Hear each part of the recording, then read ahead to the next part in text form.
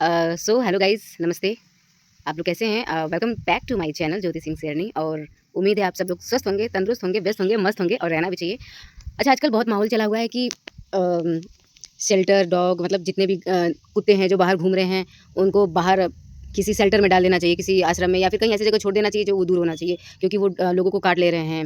उनकी वजह से कुछ एक्सीडेंट हो जा रहा है। और ये जो टैग लग रहा है, थोड़ा सा बुरा ये लग रहा है कि एनिमल लवर यानी जैसे कि हम और आप हैं, तो एक जानवर को है मतलब द्वार पे बैठा हुआ है कोई डॉगी है, तो दे दे रहे हैं हम लोग उसको क्या रोटी। और जैसे कि कुछ अब वो अपना कैसे भी पेट पाल रहा है, वो ठीक है।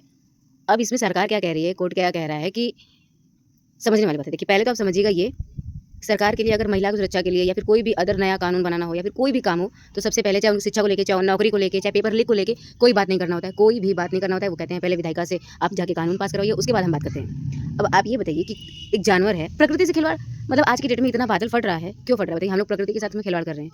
भगवान अगर डॉग्स को या जानवर को आज़ाद बनाए हुए हैं, तो उनको आज़ाद रहने दीजिए ना। आप उनके लिए थोड़ा-सा रहने खाने-पीने का कोई जगह बनवा दीजिए जिससे वो रहें, एक बात। और दूसरी बात, रेबीज़ से मात्र कुत्ता काटने से मात्र 5 से 6 हज़ार लोग मरते हैं 1 साल में।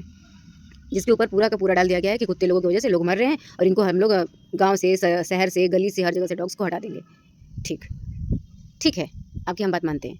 क्या सबसे ज़रूरी काम यही है? आज की डेट में रोज़गार देना, महिलाओं को स्वरोज़गार बनाना, ये ज़रूरी है उनकी सुरक्षा को लेके, उनकी पढ़ाई को लेके, उनको रोज़गार को लेके, अस्पताल जो कि अच्छी क्वालिटी का हो जाए, जो कैंसर पीड़ित लोग हैं, उनको अच्छा दवा मिल सके। और जो बेरोज़गार बैठे हैं, जिनके पास दिमाग है लेकिन उनके पास पैसा नहीं है कि वो कोई काम कर सके, कोई भी ऐसा नहीं है, ये चीज़ सरकार को नहीं दिख रहा है। अब आया सड़क दुर्घटना का बात। आपको पता है, 1 साल में सड़क दुर्घटना में 2 लाख से ज़्यादा लोग मरते हैं, 1 साल में। और ये ऑन रिकॉर्डेड बात हम कर रहे हैं। 5 से 6 हज़ार रेबीज से कुत्ता के काटने से और 2 लाख सड़क दुर्घटना से। जिसके कारण जो वो दुर्घटना जो सड़क पे सड़क खराब होता है, सड़कों पे होता है, सड़क खराब होने का जो दुर्घटना होता है। अब ये बताइए, जब सड़क बनता है तो किसी कंस्ट्रक्शन वाले को जो रोड बनाता है, उसके ऊपर ये ज़िम्मेदारी क्यों नहीं दिया जाता है? उसे भी निकाल दिया जाए नौकरी से, या फिर उनका जो लेते हैं, ठेका लेते हैं रोड बनवाने का, आम भाषा में हम बोल रहे हैं कि जो ठेकेदार होता है रोड बनाने वाला, उसका भी लाइसेंस खत्म कर देना चाहिए, उसको नहीं देना चाहिए दोबारा। या फिर अगर किसी का दुर्घटना हो रहा है, तो जितना भी खर्च होता है, उसी घर का जो भी है पूरा मेंटेन करने का, अगर एक आदमी का होता है, तो ये लेडीज़ का होता है तो भी, जेंट्स का होता है तो भी, तो क्या वो पूरा उतना खर्च वो खुद ही ले ले? मतलब वो दे उनको, अपने अपनी ज़िम्मेदारी ले लेना कि हम अगर मेरे वजह से ये मेरे बनाए हुए रोड में ये कमी था, उनका एक्सीडेंट हुआ है, हम उनको ये पैसा देंगे जुर्माना के तौर पे। ऐसा है? एक जानवर यार, प्रकृति के साथ क्यों खिलवाड़ कर रहे हैं? हाँ, आप उनकी सुरक्षा के लिए कर रहे हैं, तो कुछ ऐसा काम करिए जिससे उनको, वो पब्लिक, वो इंसानों के बीच में रहना चाहते हैं।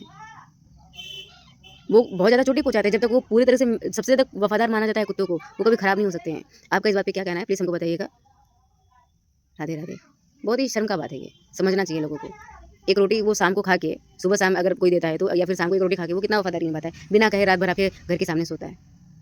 आपके सामने भी, आपके घर के पास भी एक ऐसा कुत्ता ज़रूर होगा, जो कि रात में आप उसको रोटी देते हो और वो आपके पास रहता है, और आप जब घर से बाहर निकल के कहीं जाने वाले होते हो ना, तो वो ज़रूर आपके पास आके ऐसे 2 मिला के कहता है। इंसान से ज़्यादा वफ़ादार कुत्ता होता है।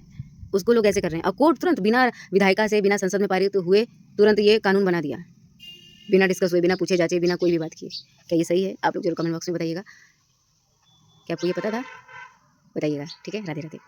लास्ट में एक और चीज़ हम ऐड ये करना चाहते हैं, जैसे कि कोई छोटा-मोटा पशु-पक्षी हो गया, घर के चूहा हो गए या फिर अदर कोई जानवर हो गया, क्योंकि जैसे जो हम लोग समाज में हम लोग इंसान हैं, औरत है, आदमी है और सब जानवर लोग हैं, वो सब लोग रहते हैं। तो ये जो डॉग्स होते हैं, ये छोटे-छोटे जीवों को खा के भी अपना पेट भरते हैं। कुछ गंदगी ये लोग भी साफ़ करते हैं। सोचिए अगर कुत्ते नहीं होंगे जगह पे, या फिर नहीं, वो लोग जब रहेंगे नहीं तो साफ़ कहाँ से होगा? तो क्या ये प्रकृति के साथ खिलवाड़ नहीं हो रहा है कि मतलब हम लोगों का जो आधा एरिया, जैसे समझ रहे होंगे आप लोग हम क्या कहना चाहते हैं, कि कितना ऐसा जो पर्यावरण है, जो डॉग्स खा के उसको अपना आहार बनाते हैं और उससे प्रकृति साफ रहती है और हम लोगों को अच्छा वातावरण मिलता है। क्यों? कि अगर वो नहीं खाएँगे तो वो सड़ेगा, सड़ेगा तो महकेगा तो बीमारी फैलेगा। तो क्या ये प्रकृति के साथ खिलवाड़ नहीं है? क्योंकि ये चक्र है। हर कोई किसी न किसी का आहार है। क्या सरकार जो सबको लेके जा रही है शेल्टर में डॉग्स को, उनको उतना वो खाना प्राइवेटली पहुँचाएगी हर एक डॉग्स के पास? कहीं षड्यंत्र तो नहीं कि हाँ, काट-काट के मीट बना दिया जाएगा, फिर वही परोसा जाएगा होटलों में? होता है ऐसा? नागालैंड में, चीन में सब लोग खाते हैं और जगह के लोग भी खाते हैं। तो अब आप लोगों को समझना चाहिए कि क्या ये सही है? नहीं है ना? तो इस चीज़ को रोकना चाहिए। नहीं करना चाहिए उन लोगों के साथ में अत्याचार। सोचिए कोई इंसान बीमार है, उसे एक कमरे में बंद कर दीजिए, वो और बीमार हो जाएगा। कितना ये समझ लीजिए, ये जो प्रकृति है उसके साथ खिलवाड़ करना है, ये है कि हम लोग अपने जीवन में, आने वाले जीवन में अपने बच्चों को कष्ट देंगे हम लोग। थिंक अबाउट इट, सोचिए इस चीज़ पर, फिर बताइएगा। बाकी धन्यवाद। Bye bye.